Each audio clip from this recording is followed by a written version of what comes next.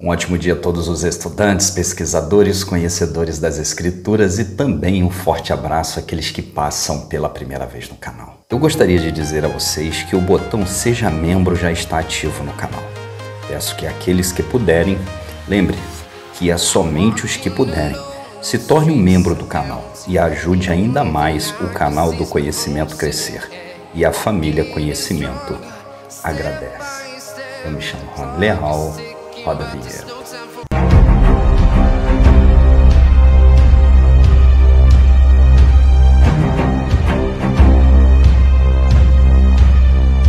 Agora chegamos no final do epíteto Torre de Babel. E para finalizarmos, precisamos lembrar de onde paramos. O que aconteceu anteriormente foi que aqueles carros de fogo, ao comando do Senhor do mandado, mandou ali sobre aquela torre e fez chover fogo e enxofre sobre o acampamento.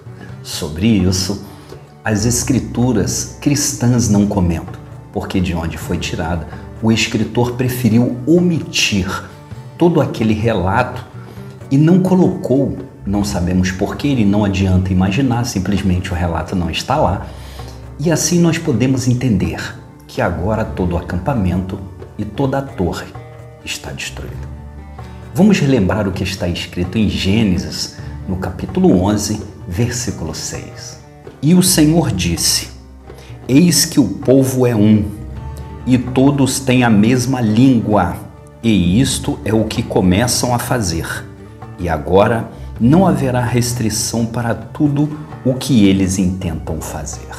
Eu não vou entrar em suma nesse versículo, porque isso já foi batido nos episódios anteriores, e você que está chegando pela primeira vez, pegando agora o quarto episódio, peço que você assista os episódios passados para poder entender, em principal, este versículo e os outros para trás, para pegar uma linha e não ficar flutuando como ficam muitos por aí. Pela visão cristã, Deus vem ver o que o homem estava fazendo, preocupado porque o homem estava fazendo uma torre e uma cidade de barro. Mas, em suma, ele tem uma certeza, que o povo é um só.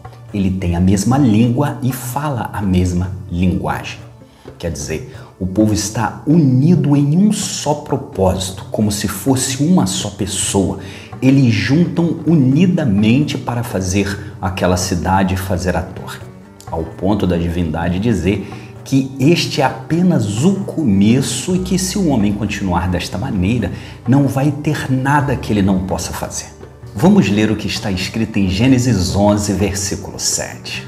Eia, desçamos e confundamos ali a sua língua, para que não entenda um a língua do outro.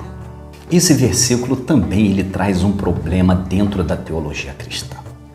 Pelo escritor do livro de Gênesis não ter respeitado a íntegra os acontecimentos, ele deixou uma lacuna.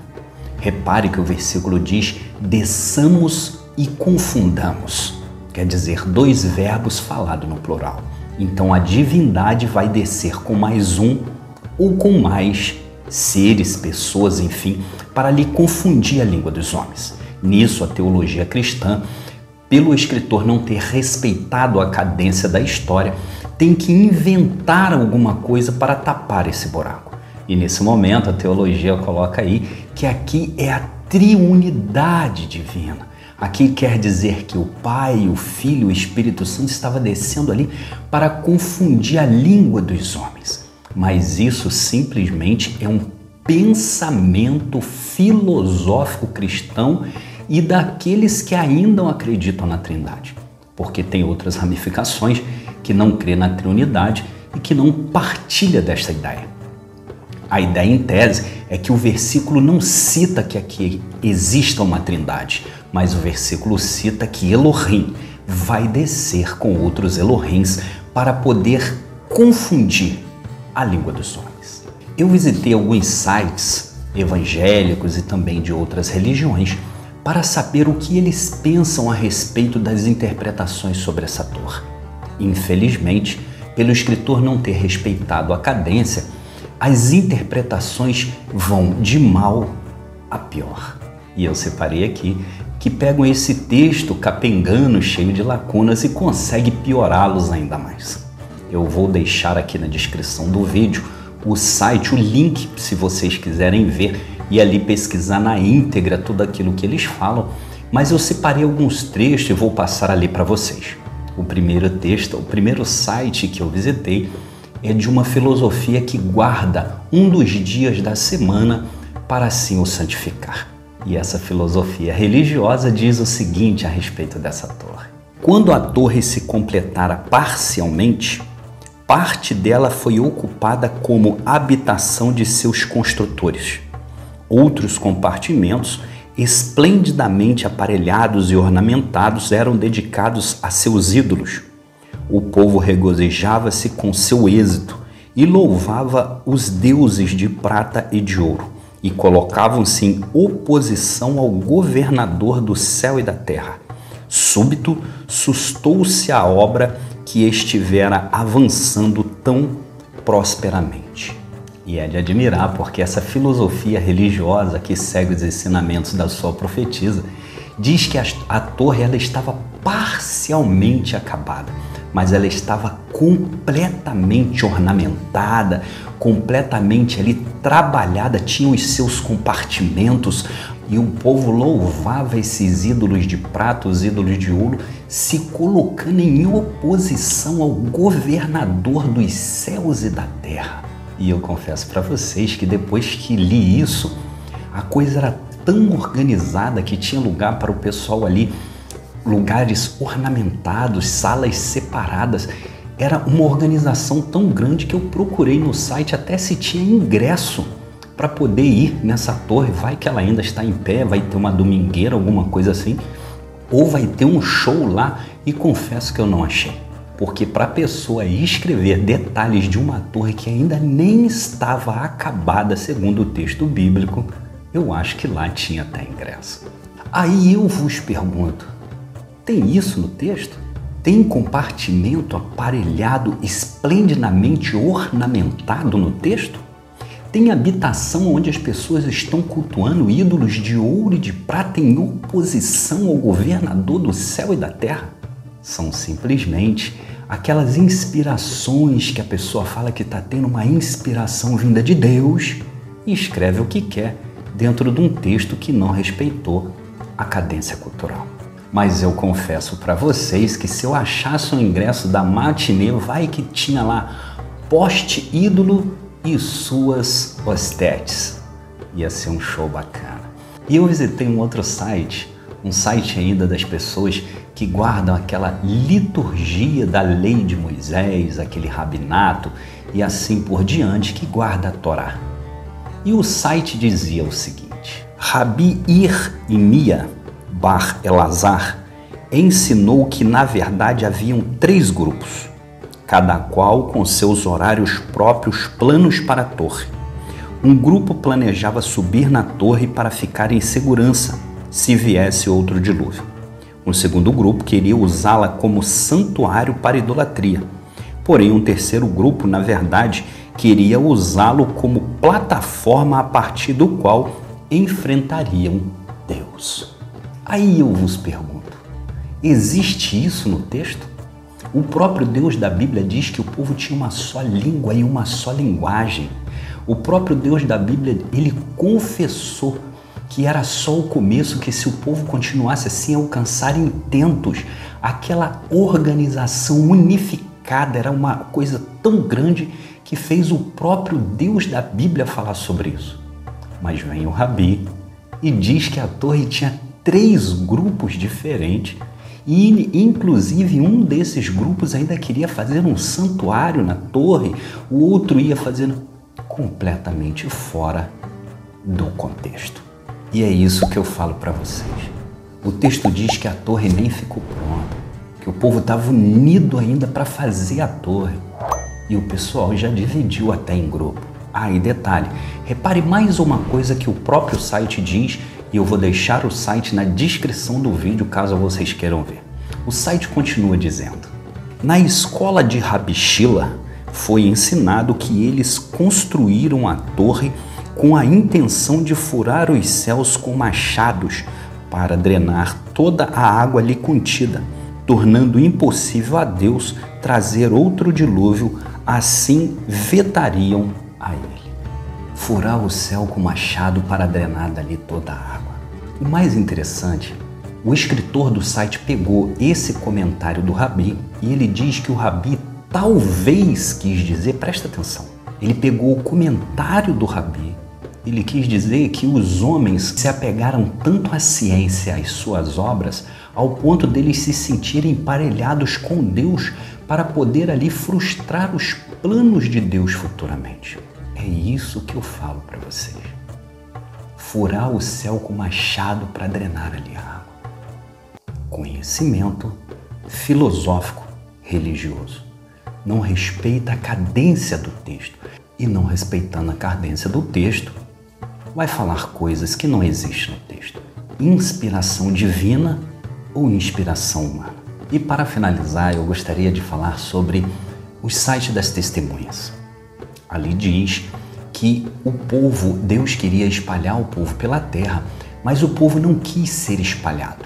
Então eles queriam construir uma cidade desrespeitando a vontade do Criador, de Deus Jeová, construir uma torre e ter o seu nome famoso. E isso incomodou muito Jeová, ao ponto de Jeová pegar e ali confundir as línguas deles para espalharem eles pela terra. Vamos observar duas coisas. O capítulo 10 diz que o povo já tinha sido espalhado pela terra. Esse povo, segundo a Bíblia, veja bem, não é segundo as tábuas sumerianas, mas esse povo, segundo a Bíblia, era só um povo, porque o resto já tinha sido espalhado. Outra coisa, o povo ele tinha vindo do Oriente para aquela região. Então também eles não estavam na sua região, eles já estavam espalhados, eles tinham ido para outra. Construir uma cidade e ser famoso não é pecado diante de Deus. Então, pessoal, quando a gente pega interpretações filosóficas, são simplesmente pensamentos, são simplesmente ações que a pessoa fala que ela orou, que ela teve uma revelação, que Deus inspirou ela a escrever daquela maneira, que ela chegou a viajar, que ela foi naquele lugar, que ela, enfim, fugiu completamente do contexto, vai falar abobrinha, vai inventar lorota. Então é exatamente isso que muitas filosofias religiosas falam. Colocar que lá existe compartimento ornamentado para idolatria de ouro e prata é para acabar. Mas aí vem a pergunta: qual foi o real motivo para a divisão das línguas? Repare detalhadamente qual é a razão da divisão das línguas segundo o versículo. E o Senhor disse: eis que o povo é um e todos têm a mesma língua. Isto é o que começam a fazer e agora não haverá restrição para tudo o que eles intentam fazer. Segundo as tábuas sumerianas, como nós vimos nos episódios anteriores, o povo era um só. Eles tinham um pensamento e esse pensamento era servir os Elohims da melhor forma possível. Marduk, ele queria alcançar os seus objetivos maiores na Terra e isso fez com que todos os seus seguidores trabalhassem de uma só forma. Marduk tinha um prestígio muito grande porque ele ficou do lado dos Igis, aquele que o cristianismo também conhece como os anjos, do lado dos terrestres. Isso unificou ainda mais aquela união. Isso afetou Enlil. Por quê? Porque Marduk, ele queria alcançar os céus. Ele queria também fazer um pórtico onde ele pudesse partir até os céus com os carros de fogo. E Enlil, observando isso, ele viu que se o povo continuasse na mesma linguagem, na mesma forma de trabalho, afetaria o seu governo na terra. Então, assim como ele fez em Caim, lembra? Caim, ele tomou uma medida que foi retirado dele o crescimento de pelo sobre a sua face. Foi mudado ali geneticamente para que ele fosse diferente. Então Enlil também sabia como trabalhar essa divisão. E ele intentou em dividir os homens dessa maneira, simplesmente para que não afetasse o seu governo na terra. Mas como que a religião vai falar que foi Deus que destruiu a união do homem? Colocando uma desculpa que Deus fez isso porque era a idolatria. E a desculpa é tão grande que ali existia até um culto a essa idolatria e, se vocês olharem direitinho, devia até ter show de luz. Não existe idolatria nesse texto, não existe nada que fala que Babilônia é idolatria. Nesse texto, isso não existe. E a desculpa é tão esfarrapada pelas religiões, porque se o intento foi dividir as línguas para poder frear a idolatria e acabar com a idolatria, o povo de hoje parece ser mais idólatra do que o povo de antigamente. Cada um tem uma linha de pensamento filosófico e acredita de uma forma. Se Deus fez isso, se o Deus das religiões, se o Deus da Bíblia fez isso para poder frear a idolatria, então ele não alcançou o seu objetivo. E assim diz a 12ª tabuleta da Suméria. No sucessivo confundirei sua linguagem, para que não se compreendam entre si. Tudo isso aconteceu no ano 310, desde que começasse a conta dos anos da terra. Em cada região, em cada terra, fez falar as pessoas línguas diferentes. Depois deu a cada povo uma forma diferente de escrita, para que não se pudessem compreender uns aos outros. E foi por isso que cada povo ele passou a ter a sua língua, passou a ter a sua escrita, passou a ter a sua região, para que eles não ficassem unidos e assim não afetasse o governo de Elohim na terra. Simplesmente Elohim decidiu tirar essa união do povo para não afetar o seu reinado. Os religiosos dizem que tudo começou a desencadear por causa do diabo. Só que não teve diabo, não teve idolatria, não teve nada que pudesse ocasionar um lado maligno. Foi simplesmente uma história mal contada dos primórdios da Terra. Pegar essas histórias e acrescentar como se fossem espirituais, sempre vai dar um buraco e sempre vai jogar a conta na humanidade. Vamos continuar lendo, vamos continuar estudando, pesquisando e prestando bastante atenção no que as religiões filosoficamente vêm falando a respeito dos textos. Lembre-se, se falarem alguma coisa, analise o texto, procure nas linhas, procure nas entrelinhas se tudo está certinho. Se fugir à condição do texto porque alguma religião se acha melhor do que a outra, ou se diz que é a superior, é o povo escolhido, é o povo mandado, é o povo assim, mas simplesmente analisem as suas filosofias, porque às vezes se colocam desta maneira, mas vêm com um monte de esterco da cabeça dos seus líderes, jogando em cima das pessoas, porque no final só querem gado e riquezas para o seu reino religioso. E para finalizar, aquela torre ela não se chama Babel por causa da idolatria, ela se chama Babel por causa da divisão das línguas. E com isso eu te peço que, se você não se inscreveu no canal, que se inscreva, ative o sininho das notificações, dê o seu joinha que é muito importante, compartilhe esse vídeo e nos siga no Instagram. Deixe ali a sua pergunta do direct, no WhatsApp ou aqui no YouTube. Eu me chamo Rony Leal, um grande abraço e até a próxima.